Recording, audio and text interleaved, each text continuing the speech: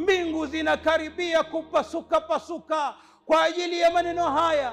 Watanshaqqu al-ardu, na ardhi naye kukatika kupasuka pasuka. Lakin watakhiru al-jibala hadda, na majabali nayo kugeuka vipande vipande. Kwa nini? Kwa nini inakuwa hivi? Andau lirrahmani walada, kwa kitendo cha kukiri na kusema ya kuwa Allah subhanahu wa ta'ala na mtoto.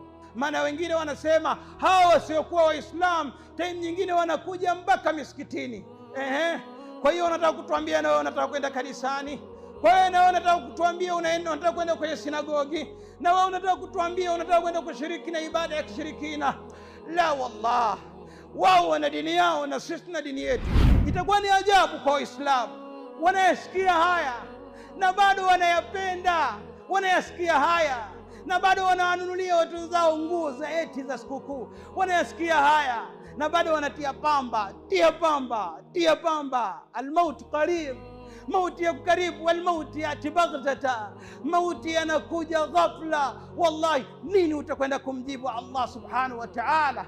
Hii ni TV Iman Tanzania, elimu bila mipaka.